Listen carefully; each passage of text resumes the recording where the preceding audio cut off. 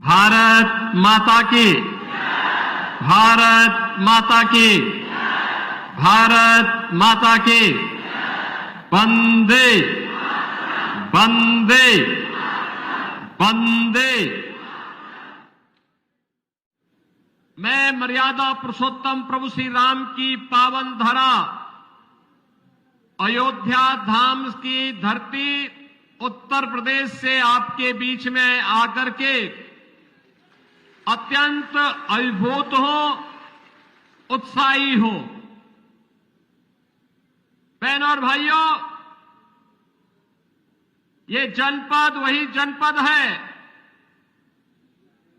जिसने 1952 में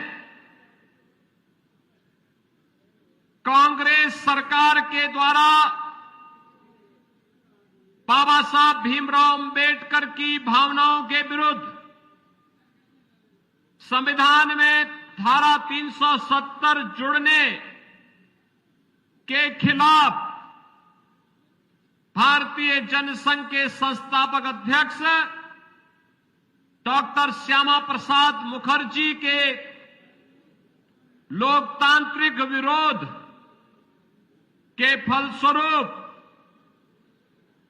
कांग्रेस और एनसीपी की सरकार के द्वारा जो यातना दी गई थी और जिस तरीके से यहां की आवाज को दबाने का कार्य हुआ था, उसका साक्षी कठुआ जनपद है। बहनों और भाइयों, आज के इस अवसर पर जब डॉक्टर श्यामा प्रसाद मुखर्जी का वह स्लोगन, एक देश में दो प्रधान, दो विधान, दो निशान, नहीं चलेंगे, नहीं चलेंगे, आज जब सपना साकार हुआ है, आर्टिकल 370 सदैव के लिए समाप्त हुआ है। उन स्थितियों में विधानसभा के इस पहले चुनाव में जम्मू कश्मीर वासियों के अपने भाग्य का फैसला करना है। बहनों और भाइयों, चुनाव यह आपका लोकतांत्रिक अधिकार है, लेकिन चुनाव वर्तमान को सुरक्षित रखने और बेहतर भविष्य के लिए डबल इंजन की सरकार को आना यहां आवश्यक है।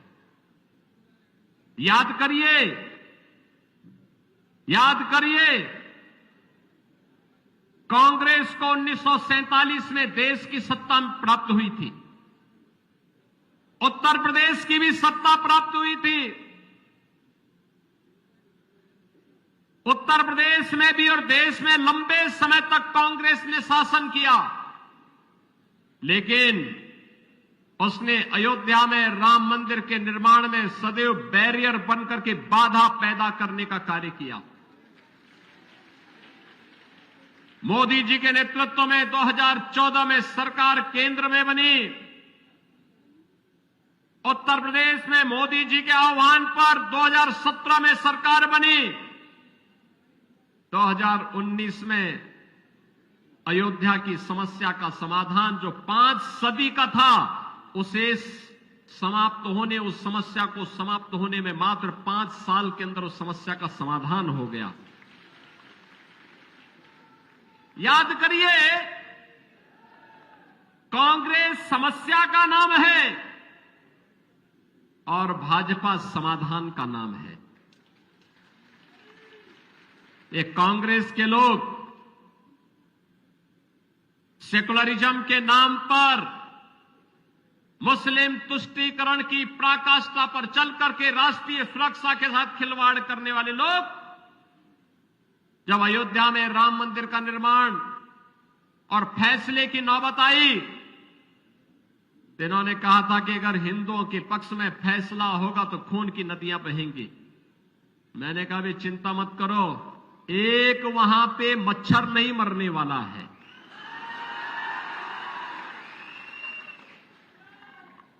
उत्तर प्रदेश में शांतिपूर्ण तरीके से सारे कार्यक्रम आगे बढ़े। ऐसे ही जब आर्टिकल 370 को समाप्त करने की बात आई थी, तब भी कांग्रेस नेशनल कॉन्फ्रेंस, पीडीपी यही धमकी देती थी कि खून बह जाएगा। बहनों और भाइयों, आज साबित हो चुका है जम्मू कश्मीर 370 को समाप्त करने का समर्थन करता है और विकास की मुख्य धारा के साथ जुड़ने के लिए जिन लोगों ने 70 वर्षों तक यहां पे भ्रष्टाचार फैलाया, अराजकता फैलाई, गुंडागिर्दी फैलाई, पलायन करने के लिए मजबूर किया, हिंदुओं का कत्लेआम किया, जम्मू कश्मीर को आतंकवाद की भट्टी में झोंकने का कार्य किया था, वे विफल हुए। जम्मू कश्मीर की जनता जनार्दन सफल हुई जब विकास की प्रक्रिया के साथ तेजी के साथ आज जम्मू कश्मीर राज्य आगे बढ़ रहा है। बहनों और भाइयों, कांग्रेस हो या नेशनल कॉन्फ्रेंस या पीडीपी, इन्होंने देश को विभाजन का दंश दिया, इन्होंने पलायन का दंश दिया, इन्होंने भ्रष्टाचार और दुराचार को बढ़ावा दिया, इन्होंने आतंकवाद का दंश दिया, इन्होंने भेदभाव का दंश भी आप सभी कठुआ वासियों को दिया। लेकिन बहनों और भाइयों, आज मोदी जी के नेतृत्व में पूरा जम्मू कश्मीर अब टेररिस्ट स्टेट नहीं, टूरिज्म का एक बेहतरीन डेस्टिनेशन बन चुका है। आज यहां पे लाखों की संख्या में टूरिस्ट आ रहा है। 2 चरणों के चुनाव है, दुनिया भर के लोग देखने के लिए आ रहे हैं। जम्मू कश्मीर के बारे में जो लोग गलतफहमी पैदा करते थे, आज वहां के लोग भारी संख्या में मतदान करने के लिए निकल रहे हैं। बहनों और भाइयों, ये जो विश्वास है विकास का है, सुरक्षा का है, भ्रष्टाचार पर प्रहार का है। और इसीलिए हम कहने के लिए आए हैं, ये डबल इंजन की सरकार की ताकत क्या होती है? कनेक्टिविटी बेहतर हुई है। रेलवे में वंदे भारत जैसी वर्ल्ड क्लास ट्रेन आज जम्मू से दिल्ली के बीच में प्रारंभ हो गई है। एयर कनेक्टिविटी बेहतर हुई है। कहीं हाईवे, कहीं रेलवे, कहीं रोपवे, कहीं पर दुनिया का सबसे ऊंचा ब्रिज का निर्माण हो रहा है, तो कहीं टनल का निर्माण भी हो रहा है। यहां पे आज आईआईटी बन रही है, आईएम बन रहे हैं, एम्स बन रहे हैं, 1 डिस्ट्रिक्ट 1 मेडिकल कॉलेज के निर्माण का सपना साकार हो रहा है। हर गरीब के हाथ को कार्य है, हर किसान के खेत को पानी देने की व्यवस्था भी हो रही है। बहनों और भाइयों, याद करिए, आपके पैसे से कांग्रेस के लोग, नेशनल कॉन्फ्रेंस और पीडीपी के लोग मौज करते थे, मुख्यमंत्री बनते थे जम्मू कश्मीर का, और साल में 8 महीने यूरोप और इंग्लैंड में व्यतीत करते थे। 4 महीने जो बचते थे उनमें से 3 महीने दिल्ली में रहते थे। 1 महीने में क्या जम्मू कश्मीर के बारे में सोचते? जम्मू कश्मीर उनके एजेंडे में कभी नहीं था। यही कारण था, गरीब को आवास नहीं मिल पाया, गरीब को स्वास्थ्य की सुविधा नहीं मिल पाई, गरीबों को कोई सुविधाएं नहीं मिल पाई। इन्होंने तो दलितों का अपमान किया। बाबा साहब भीमराव अंबेडकर के द्वारा बनाए गए संविधान को इन्होंने अपमानित करने का कार्य किया। इन लोगों ने आरक्षण के नियमों की ध्वजियां उड़ा करके उसे अपना जन्मसिद्ध अधिकार समझ लिया था कि यहां पे दलितों के लिए, यहां पर पहाड़ियों के लिए, यहां पे गुज्जरों के लिए, यहां पर बकरवालों के लिए कोई आरक्षण नहीं होना चाहिए। यही कांग्रेस, एनसी और पीडीपी करती रही। बहनों और भाइयों, आज आप देख रहे होंगे अयोध्या में रामलला विराजमान हुए तो अयोध्या का इंटरनेशनल एयरपोर्ट का निर्माण भी अयोध्या में हुआ और इंटरनेशनल एयरपोर्ट का नामकरण महर्षि वाल्मीकि के नाम पर किया गया। यह है भारतीय जनता पार्टी और मोदी जी का विजन। मैं आज आप सबसे यही कहने के लिए आया हूं, बहनों और भाइयों, ये कांग्रेस और एनसी या फिर पीडीपी जो कहती है कि सत्ता में आए तो कहते हैं कि सत्ता में आए तो 370 को फिर से बहाल करेंगे, यानी 370 को बहाल करने का मतलब जम्मू कश्मीर को फिर से आतंकवाद की भट्टी में झोंकना। क्या जम्मू कश्मीर की जनता या कठुआ की जनता इसको स्वीकार करेगी? क्या आप इसको स्वीकार करेंगे? क्या यहां के नौजवानों के भविष्य के साथ खिलवाड़ होने देंगे? क्या यहां की बहनों की सम्मान के विरुद्ध कोई आचरण किसी राजनीतिक दल को करने देंगे? बहनों और भाइयों, डबल इंजन की सरकार डबल स्पीड के साथ विकास के साथ जुड़ रही है। आज पूरे भारत के अंदर आप देख रहे होंगे 80 करोड़ लोग फ्री में राशन की सुविधा का लाभ प्राप्त कर रहे हैं। 60 करोड़ लोग 5 लाख रुपए सालाना आयुष्मान भारत की सुविधा का लाभ प्राप्त कर रहे हैं। 12 करोड़ गरीबों के घर में शौचालय बन गए हैं। बहनों और भाइयों, 12 करोड़ किसानों को किसान सम्मान निधि का लाभ प्राप्त हो रहा है। यही नहीं, 4 करोड़ गरीबों के आवास बन गए हैं। 10 करोड़ घरों में उज्ज्वला योजना के कनेक्शन पहुंच गए हैं। सबका साथ और सबके विकास के साथ साथ मोदी जी ने सबको आज सुरक्षा भी प्रदान की है। लेकिन अगर कोई पाकिस्तान की सह पर, अब कोई पाकिस्तान की सह पर भारत के अंदर आतंकवाद की नर्सरी को फैलाने का कार्य करेगा तो उसके लिए दो टूक जवाब भी है कि अगर आतंकवाद फैलाओगे तो न तो ढकने के लिए कफन का कपड़ा मिलेगा और न दफन करने के लिए 2 गज जमीन ही नसीब हो पाएगी।